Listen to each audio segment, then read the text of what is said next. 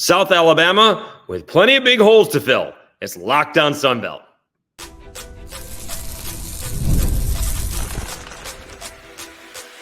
You are Locked On Sunbelt, your daily podcast on the Sunbelt Conference, part of the Locked On Podcast Network, your team every day. All right, welcome back to another edition of Locked On Sunbelt, your team every day. Today's episode brought to you by Gametime. Download the Gametime app, create an account, and use code LOCKEDONCollege for $20 off your first purchase. Terms apply. All right, great episode last week to wrap that up, that Sunbelt Media Days preview with my guy, Rocky Boyman. Really appreciate his time. If you haven't had a chance to check that out, please go ahead and do so. Let's talk a little South Alabama. We'll try and get some preview on this with Craig Stevenson, also my guy. I just didn't ask him in time to join me today, so maybe later on this week or next week is Sunbelt Media Day, so we'll try to do that this week. Let's talk a little South Alabama. We had Major Applewhite on when he, shortly after he got the job, and this is a second chance, right? It did not go well, or especially well. It didn't go especially bad. Right when he lost in Houston, he was just never lost his job. He was just never on the same page as, the guy who pays a lot of the bills, Tillman Fertitta, I guess. And it was not a good mix. And he didn't win quite as much as they wanted him to. I don't think he lost, but he didn't win quite as much as they wanted him to. And can Gio Lopez take the reins, right? This is actually going to be, are we talking like Desmond Trotter and Cephas Johnson? This is like the first quarterback that has a chance to play more, maybe even 3 years, God forbid, right? Should Bill be a redshirt freshman, or should still be a freshman, redshirt freshman, I guess. And right, we went from Jake Bentley. Desmond Trotter was hoping to get the job, didn't. Jake Bentley had the job for a year, and then Desmond Trotter was trying to get the job again, but didn't, as Carter Bradley got the job for the last 2 years, and Desmond was just a trooper and a big part of, the team the last few years in terms of coming off the bench when necessary and when needed. And then we'll talk about the 2024 expectations. So let's talk Major Applewhite, and he's got some big holes to fill. First, it is his second chance, okay? And from what I saw, all right, Major Applewhite is a intense guy. All right, to begin with. That was the first impression. And remember, he's coming from a background of he was the guy, being the big time recruit, going to Texas, competing with Sims. He goes to Alabama. He went to Houston. He went to Alabama. He's always been that next guy, right? And so when he came to Mobile, him and Kane we're absolutely on the same page, but totally different personalities. Kane is open, gregarious, and it kind of feels like Major Applewhite thought we were out to get him. And there's 3 of us, maybe, in the media, and we just wanted information from him to pass along to the fans. And so it was a big difference between Major Applewhite in year 1 under Kane Womack and in year 2. He loosened up a little bit. He does have a really good sense of humor when he shows it once in a while, and he says he knows he has his resting face. It does not look like he's happy or thrilled, but he mentioned that in his press conference, which I thought was a thing. And so this is a good second chance for him at South Alabama, and there's been a little bit of a foundation built. Kane Womack came right in there with Jake Bentley, was one of the, at the time, current yardage leaders of NCAA at the time, passing yardage. And, they're on their way to a bowl game, but Jake got hurt. And then kind of a couple of bad bowl games at the end of the year. And then, of course, Carter comes in and they win those 10 games, didn't finish on a high note with a bad bowl game. And then kind of expectations maybe got a hold of them in 2023, and they just never meshed, whatever it was. I don't know what it was. I'm still at a loss on why that season didn't nearly go as well as it should have, although it did end up on a very high note, sort of, winning a bowl game in your own stadium. But boy, somebody on the other team cold cock a jag in the back of the helmet for no apparent reason. All right. That we've moved on from that, but it was kind of a very surreal situation. Having said all that, Kane Womack moved on to Alabama, and a lot of other guys have just moved on. Carter Bradley graduated. LaDainian Webb graduated. Colin Lacey transferred out. I mean, you got some big time guys who have left, who could have been huge, helping out. Khalil Jacobs left. Keith Coleman, I think he was going into his 6th year, I think kind of got outplayed. And one of the big losses is Ian Banks. So they've lost a lot from quarterback, running back, wide receiver, and safety and rushing linebacker. And so they have some holes to fill. Having said that, they certainly have some talent. You got both. Voisins are back. Devin, the wide receiver, coming back from injury. And you have his brother, Jaden, who was in the transfer portal, and he is coming back. He's a safety. He's obviously going to lead the defense. They do have a bunch of transfers, and they got them late. And that's kind of where, no matter what Craig asks, right, these guys, it's going to take them a month, right? That's training camp. You're just trying to get everybody on the same page. But you got a bunch of guys that are coming in like right now, right? They're their post-spring practice. Tough to get on the same page if you're just running, 7-on-7s or whatever that they may be doing on their own time. Wide receiver, you do have Jamal Pritchett, and you do have also on the defensive line is Wakavius Thomas. Both those guys are going to the Sun Belt Media Days, and both are very talented. Ricky Fletcher, as a corner, also very good. But it will be interesting to see, obviously the big thing, and you do have Brian McReynolds, another hometown kid, starting running back, it would appear. And if he can get it going, and this is where you really want to rely on that offensive line that may have some newcomers and a running game that would allow Gio Lopez to not have to carry the load moving forward. If he had LaDainian Webb to hand off, which again, Webb was out of, maybe he could have come back. I guess he could have because he declared. I think he could have come back for one more year, but he decided to go pro, didn't get drafted. We'll see what happens. If he could have handed it off to LaDainian Webb and kind of rely on that running game, kind of a little Levi Lewis-esque, right? If you want to compare it to that way, it may have helped. So there's big holes to fill. Major Applewhite, once again, going from offensive coordinator to head coach. He's bringing his quarterback along with him from backup to now starter. All right. And this is where, it's going to determine if South Alabama has the kind of season that they want to have, as if Gio Lopez is ready to take that step. And asking Rocky Boyman, about that. We'll talk about that when we get back, because that's a thing. I did not realize it was a thing, other than, if the ball fades, fades, I guess, to the left instead of the other way when it's right-handed, and if it, fades the wrong way. So let's talk about that when we come back. Can Gio Lopez take the reins? He had a great bowl game, but not so great spring game. One matters, one doesn't, we think. We'll talk about that when we come back. It is Locked On Sunbelt, your team every day. Let me tell you about eBay Motors.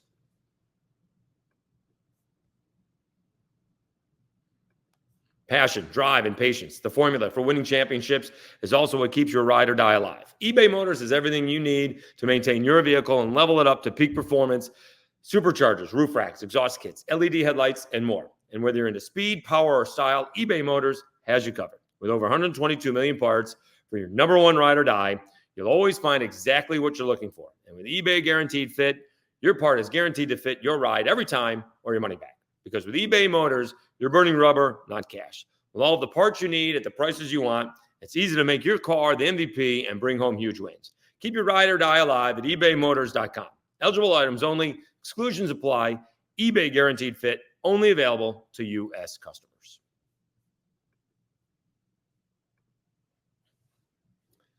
All right, Dave Schultz, Lockdown Sunbelt, your team every day. Let's talk about, the next quarterback for the South Alabama Jaguars. And again, he is stepping into some big shoes, right? Jake Bentley, when he arrived on campus and during that year, was one of the active leaders in NCAA passing yards. He gives it over to Carter Bradley, who sets South Alabama passing records, which he broke Jake Bentley's passing records. And now can Gio Lopez do it as, I guess, a redshirt freshman, as the case may be. He did get some experience last year. Tough spot playing at Troy. That's a tough spot. Did have a fantastic bowl game. Kind of lit up the scoreboard a little bit, running and passing. But did not have a good spring game. And when I mean did not have a good spring game, I believe he did not complete a pass in the spring game. I mean, somewhere along the way, here's a little dump-off pass to the running back, but they didn't do that. Or they did, and he still didn't complete it. I didn't see the spring game. So that would seem to be an issue. Can he take the reign? There's a couple other quarterbacks. Got some young quarterbacks. Let me see who our lads has. They got Bishop Davenport, who's a redshirt sophomore transfer. Redshirt sophomore. Jared Hollins is a freshman. Oh, he's from Mary G. Montgomery. All right. He is highly touted local kid. All right. I can tell you another coach in the Sun Belt had high praise for Gio. All right. He is not, as Kevin Foote would say, not the biggest of all cats. All right. He is sturdy, though. I would say that. Let's see what he's listed at. Gio Lopez. See what he's listed at. I think he's 5'10", 5'11", maybe 200 pounds. Let's see what he's listed at on the roster here. So he's listed at 6 foot, 220. So, okay, he is thick. That is for sure. So sturdy was a good adjective. Okay. And he does have a strong arm. He really does. But apparently it is a thing. I did not really think, I did not think it was a thing. I figured, it takes a little bit to get used to catching the ball from a left-handed quarterback, but everything changes, right? From, the play action pass is rolling out to the left instead of to the right, right? Your tackle from the blind side has to be on the right instead of the left. Do you switch tackles if the backup quarterback comes in and now the blind side changes? Strong side and weak side changes. So that's going to be a thing. All right. But if Gio Lopez can be the guy, all right, and we all want immediate results, he has the ability to really, if it is gradual, and probably will be, he can be the guy for the next 3 years. That's the thing. All right. I guess I would be remiss if I didn't say, if he had a good 2 years, is he going to go to a Power 5 school and get some NIL? Well, you would hope that South Alabama would have some NIL money for him in a couple of years, or maybe depending on how he does this year, after this year. So that's what it's going to take, right? If he has the kind of 2 seasons, I would think, that he could have, and we're jumping the gun a little bit with 2 seasons, it's very rare you get a Carter Bradley. Very rare quarterbacks are playing 2 seasons in a row. Certainly not 3. And if there is a little bit of patience with this team and Gio Lopez, it could be something special. Now, again, you got some holes to fill on the offensive line. You got to replenish the running back room. You want to start, getting the defense back to where it was, being really aggressive, causing those turnovers, getting off of the field on third down, things they may have had issues with, having their inconsistent year last year. And you do have, again, a new defensive coordinator and a new offensive coordinator, first time they're in those positions.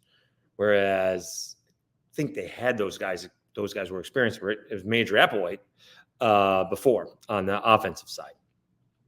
So they do have some holes to fill. They do have some talent and some serious potential. And can Gio Lopez end up taking the reins a little bit as the quarterback for the South Alabama Jaguars? And if he can set himself up in that position, you're just going to get better as the years go on, right?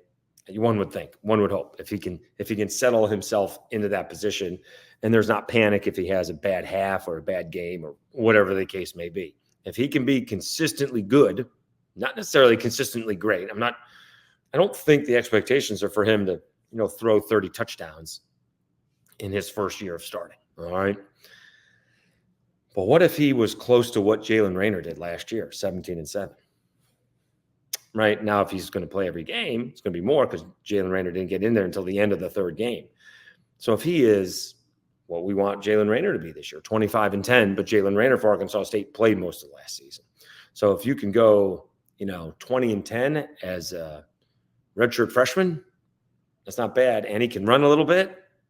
That's pretty good. So, get me to about 2,500, 3,000 yards and about 20 touchdowns in the air, 5 more on the ground. Limit the turnovers. We want to limit the turnovers. And that's going to come down to decision-making, but that really only comes with experience. So that's where I would look for it, to think he's going to have, 30 some odd touchdowns and throw for 4,000 yards or, whatever it is, 3,500 yards. That would seem to be a little bit on the high side. So we'll look for realistic goals for Gio Lopez to lead the Jaguars offense. All right, let's come back. When we do come back, we'll look at the schedule and what the expectations could be, because it's a tough Sun Belt West. I think it's kind of loaded up top, but after those 3 teams, who can, maybe surprise from in the Sun Belt West. We will do that right after I tell you about Locked On SEC. All right, my guy Chris Gordy, if you're interested, is hanging out at at SEC Media Days in Dallas. The sports world is focused in Dallas.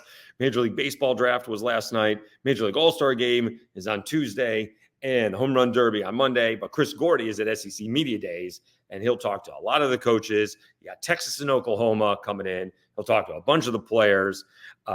And not only does he post these videos now, this week, but he keeps on posting them, for the next month and a half. So, and especially when big games are coming up, he'll repost some of the interviews. So be sure to search out for Locked On SEC and my guy, Chris Gordy, who will be in Dallas at the SEC Media Days all week long. All right, Dave Schultz, Locked On Sunbelt, your team every day. Probably should have done this beforehand, but let's see if we can get to it a little bit quicker. South Alabama expectations. Okay. They are playing North Texas at home. It's a 4:00 ball game, Saturday, opening weekend. Then they get Ohio in Athens. Then they get Northwestern State. That's on a Thursday night. Kind of an odd game. Is that on TV? Northwestern State and South Alabama on a Thursday? All right. I don't think it is. Not listed yet, but that's odd. Let's be serious here. I don't know much about those other 2 teams, but could they start out 3-0? I mean, if you start out 3-0, you're setting yourself up for what could be a pretty good season. Now, let me see about North Texas. Sometimes they're good. Sometimes they're not. I do not remember what they were last year. So let's see here. Of course, last year doesn't have a whole lot to do with what this season could be, but we'll see what kind of season they're coming off of. They were 5-7 last year, and they did win their last two ball games, including a 45-42 win over UAB and a 35-28 win over Tulsa. They like to put up some points. They like to score. I'm not sure how much they're stopping anybody, but they like to score. But again, if you can start off 3-0 with a win on the road, and you get, well, I'd say you get a plus week off, but you don't. You start off 3-0, you're going on the road to App State. That's going to be tough. All right. So that's probably going to be 3-1. Then you're at LSU. That's going to be 3-2. Then you're at Jonesboro, at Arkansas State. Is that going to be 3-3? That's a little rough. You get a little break in there with the Thursday to Saturday game with App State and LSU, but that's not great. You get Troy at home. They have not won the battle for the belt in a long time. I don't know the last time they won the battle for the belt. So that game has not gone well, but that's on ESPN2. That's got to be a win. So we'll say 4-3. You get ULM at home, 5-3. Then you get Georgia Southern at home. We'll just say because that's at home. It's 6-3. The Cajuns in Lafayette's going to be tough. So 6-4. Hattie's Southern Miss. I'll say 7-4. Texas State's at home. I mean, I can't imagine this team's going 8-4. That may be a little bit much. All right. But certainly the potential is there. You got to get through those first 6 games, or, a lot of pressure to win those first 3 ball games. And then what do you do with that game at Arkansas State? All right. Most likely you're coming off a loss at App, and you're coming off what could be a tough loss scoreboard wise against LSU. And then you got to be able to turn it around. You got to pick up the pieces, right? And then you get Troy. All right. Now, they get 4 out of their last 6 ball games are at home.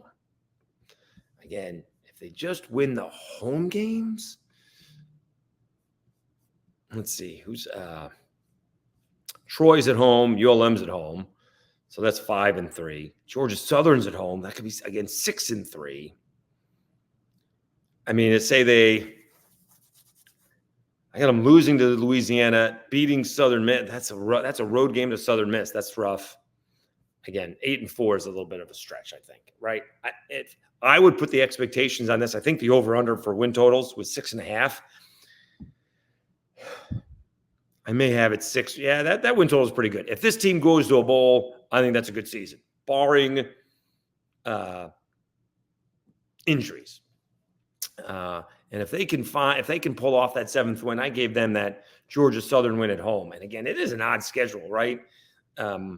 3 tough games on the road, followed by 3 games at home. They get 2 out of 3 at home to begin with. Then App State, LSU, and Arkansas State all on the road. And then Troy at home.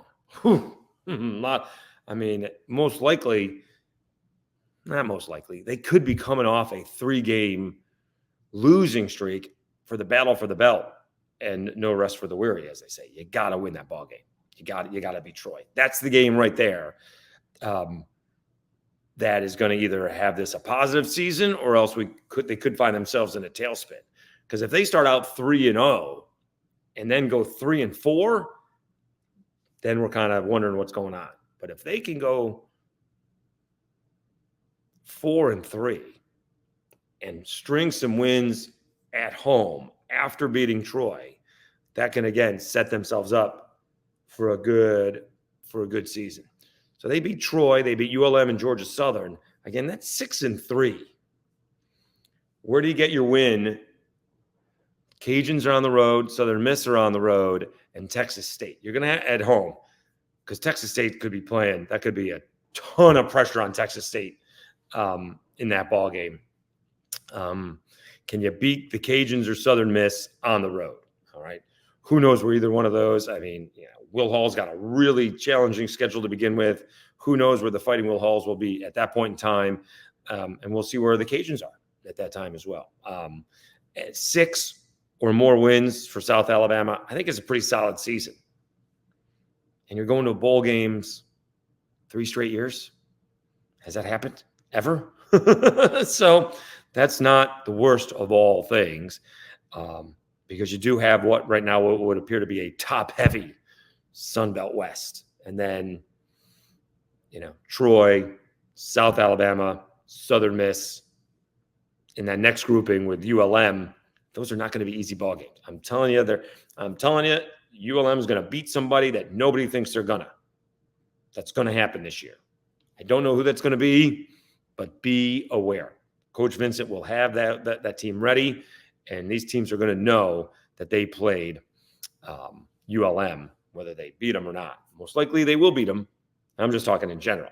But I'm telling you, ULM is going to get a win that nobody saw coming, at least as of right now. Maybe they're going to be really good, but they're going to upset somebody.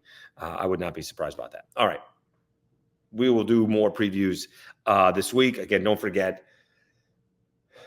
Locked On SEC's Chris Gordy will have full coverage of SEC Media Days all week live from Dallas. Thank you so much for tuning in. Almost 1,320 subscribers. We got a couple of weeks. I'm not sure we're going to get to 1,400 by the time July ends, but I really do appreciate it. It could be closer to 1,400 by opening day, but we'll start pushing along. We'll see what happens now that we have these media days coming up. So really appreciate it. Thanks so much. I'm Dave Schultz, and you've been watching and listening to Locked On Sunbelt, your team every day.